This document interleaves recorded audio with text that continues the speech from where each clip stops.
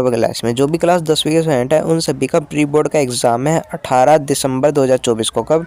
18 दिसंबर को। तो इसके लिए वीडियो बहुत ही इंपॉर्टेंट है, क्योंकि आपका जो प्री बोर्ड का पेपर होगा उसका पेपर पैटर्न चेंज है। आपने सही सुना, यानी जो पहले क्वेश्चन आते थे वैसे क्वेश्चन नहीं आएंगे, अब नए क्वेश्चन किस तरीके के पूछे जाएंगे और सारे एमसीक्यू होंगे कि नहीं, वो सारी चीज़ें से मैं बताई हुई है, वीडियो तक देख लेना, बहुत ही इंपॉर्टेंट है। ठीक है, 18 दिसंबर को आपका सेम ऐसा ही पेपर बन के आएगा।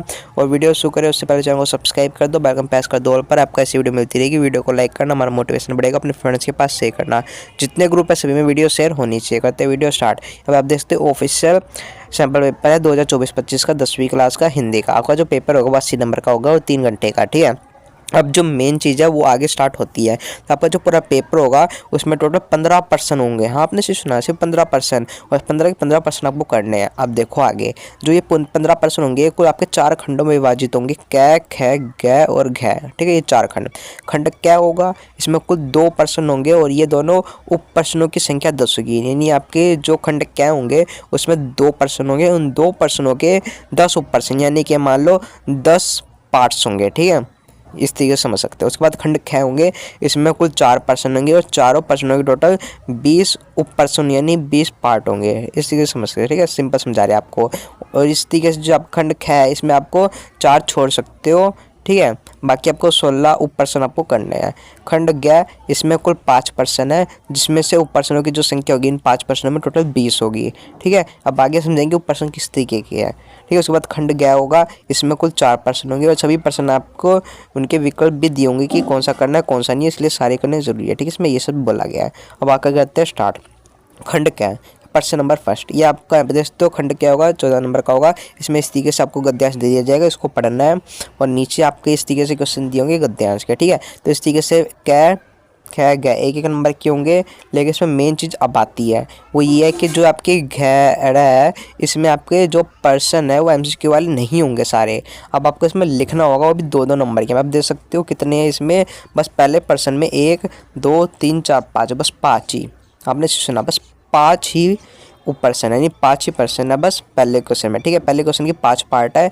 आपको कै, ख और ग ये तो आपको मिल जाएंगे एमसीक्यू वाले, तो कर लोगे। उसके बाद घ वड़ा है, ये आखिरी के 2-2 नंबर के होंगे। घ वड़ा है पहले क्वेश्चन के, जो आपको पैसेज में से ढूंढ के लिखना है। तो इस तरीके से ये 2 2 3 4 5 और 6 और 1 7। ठीक है, तो इस तरीके से आपका 7 नंबर का खंड क्या रहेगा, समझा गया।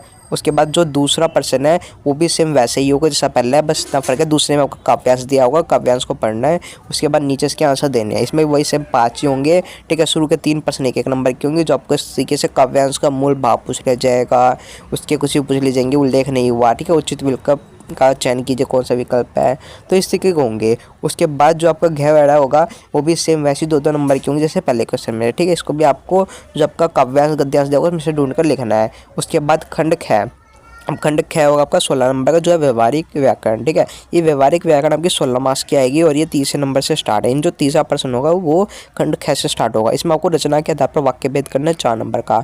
अब देखो इसमें जो 4 नंबर का है इसमें आपको 4 और 5 दिए, इसमें से आप एक कोई छोड़ सकते हो, आपके ऊपर है।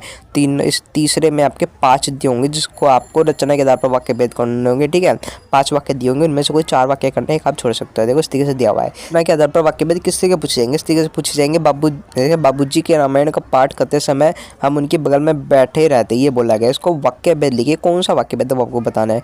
बाल गोविंद भगत के आदेश पर ही पतहू का पूर्ण विवाह संभव हुआ, इसको मिश्रित वाक्य में आपको बदलना है। तो इस तरीके से पूछा जाएगा, इसमें कोई ऑप्शन नहीं दिया जाएगा कि ए बी सी डी कौन सा करेक्ट है, ऐसा कुछ नहीं, खुद लिखना है, इसलिए व्याकरण आनी चाहिए, इसमें ये बोला गया। ठीक है, तो इस तरीके से आपका जैसे पिताजी का आग्रह रहता था कि मैं रसोई से दूर ही रहूं, ये बोला गया है। तो इसको उपवाक्य भेद लिखेंगे, इसको उपवाक्य भेद कौन सा है कि मैं रसोई से दूर ही रहूं। ठीक है, इसका बताना, तो इस तरीके से पूछे जाएंगे। ठीक है, उसके बाद चौथा है, चौथे में आपको वाच्य लिखना है, ये भी आपका 4 नंबर का है। इसमें भी कोई जो आपको 5 वाच्य देंगे, 4 वाच्य करने, इसमें भी आप एक छोड़ सकते हो। ठीक है, जैसे देखो वाच्य किस तरीके से पूछे जाएंगे, बच्चों द्वारा नेताजी की मूर्ति पर सरकंडे का चश्मा लगाया गया, इसको कृत वाच्य में रूपांतरित करने नहीं बदलना है। ठीक है, इससे पूछा जाएगा।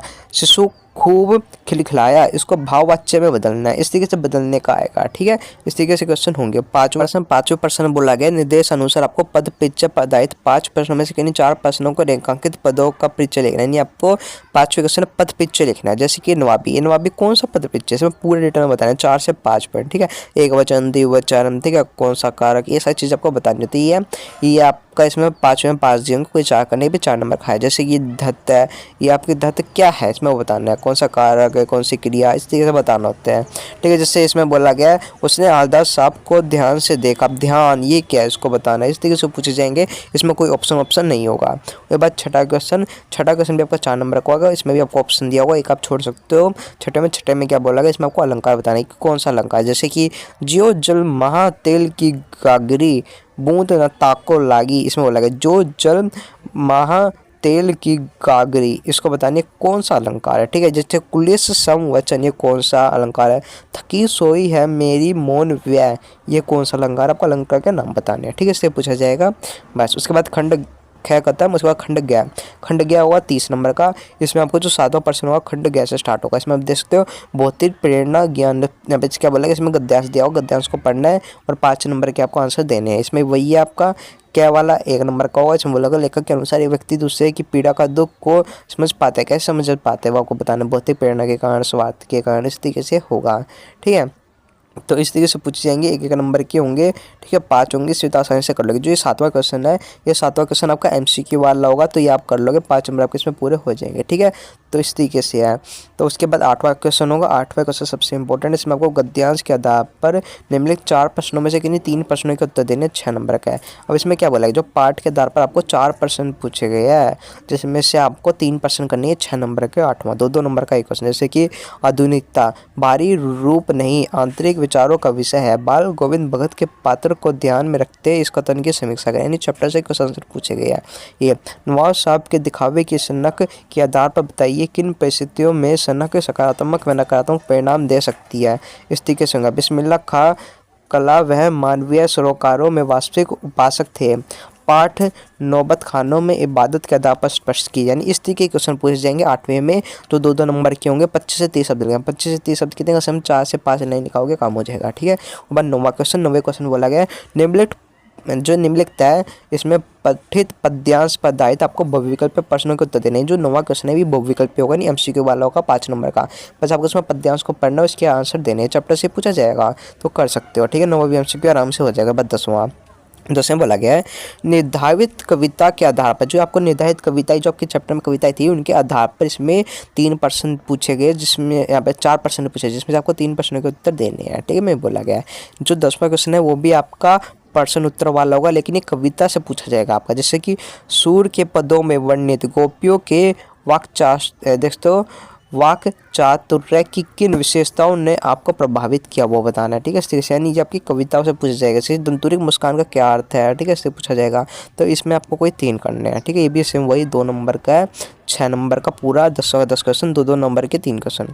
बाद 11वां क्वेश्चन है, ये आपकी जो पूरक पाठ पुस्तक के निर्धार पर आधारित निम्नलिखित 3 प्रश्नों में से इन 2 प्रश्नों के उत्तर है। यानी जो 11वां क्वेश्चन है ये आपका 8 नंबर का होगा, और इसमें आपको 3 प्रश्न दिए होंगे, 2 ही प्रश्न करने, यानी जो 11वां क्वेश्चन है वो 4-4 नंबर का होगा। 4 नंबर का एक क्वेश्चन, 4 नंबर का एक क्वेश्चन है।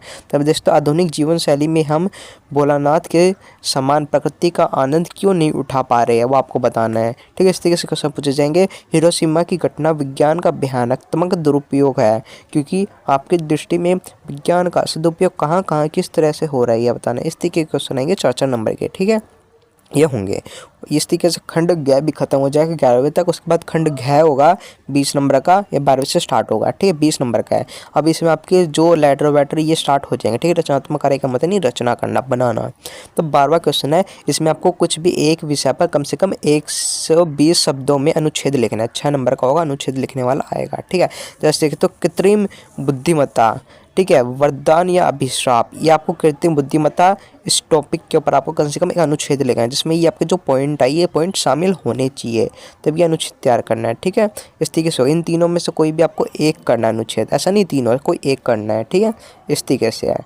उसके बाद 13वां प्रश्न आपका इस तरीके से आएगा, इसमें आपको संपादक को पत्र लिखना है। ठीक है, 5 नंबर का आएगा 13वां, इसमें आपको पत्र लिखना आएगा, या तो कुछ भी दिया जाएगा कि बढ़ते जल प्रभाव की समस्या के कारण आपको पत्र लिखना है। इस तरीके के पत्र आपको दिए जाएंगे विभाग के लिए। ठीक है, इस तरीके से औपचारिक अनौपचारिक पत्र 5 नंबर का होगा। ठीक है, 13वां प्रश्न। उसके बाद 14वां प्रश्न है, इसमें भी आपको एक प्रवृत्ति तैयार करने के दी जाएगी और ईमेल तैयार करने के 14वें क्वेश्चन में। ठीक है, 5 नंबर का होगा। अब जो प्रवृत्ति है ईमेल, इसका हमारा फॉर्मेट है, फॉर्मेट की वीडियो अपलोड कर देंगे, वरना लिंक डिस्क्रिप्शन में दे देंगे, उसका जाके देख लेना, ठीक है। तो ये 14 नंबर का, 5 नंबर का, इसमें आपको प्रवृत्ति तैयार करनी होती है। कुछ भी टॉपिक दिया जाएगा उसके लिए आपको प्रवृत्ति बनानी होती है, ठीक है, जिसमें सबसे पहले बायोडाटा कुछ इस तरीके का होता है। उसके बाद इसमें आपको नीचे वाले में ईमेल लिखनी है, ठीक है। उसके बाद ये आपका 14वां होगा, 5 नंबर खत्म। और 15वां सबसे इंपॉर्टेंट, ये पूरे पेपर का आखिरी क्वेश्चन बस खलास। 15वां आपका 4 नंबर का होगा और 15वें में आपको विज्ञापन तैयार करना होगा 40 शब्दों में। कुछ भी टॉपिक दिया जाएगा स्वच्छता के ऊपर, आपको विज्ञापन बनाओ 40 शब्दों में, 4 नंबर का होगा, ठीक है। इसमें आपको ऑप्शन दिया होगा ऊपर वाला करो नीचे वाला, ठीक है, इस तरीके से होगा। तो इसी तरीके से जो आपका 12वां, 13वां, 14वां और 15वां, ये 4 क्वेश्चन होंगे। इसमें आपको ऑप्शन दिया होगा ऊपर वाला को नीचे वाला, आराम से हो जाएगा टेंशन फ्री। इस तरीके से आपका पूरा पेपर पैटर्न हमने समझा दिया, किस तरीके के क्वेश्चन पूछे जाएंगे वो भी हमने आपको समझा दिया, ठीक है। तो इसी तरीके के क्वेश्चन आएंगे आपके, तो अपने फ्रेंड के पास वीडियो शेयर कर दो। बाकी इंपॉर्टेंट वीडियो हम जरूर लेके आएंगे आपके लिए, तो चैनल को सब्सक्राइब करके जुड़े रहना, ठीक है। हम आपको मिलते हैं नेक्स्ट वीडियो में, तब तक जय हिंद, जय भारत। कोई डाउट हो बेझिझक कमेंट में लिखना।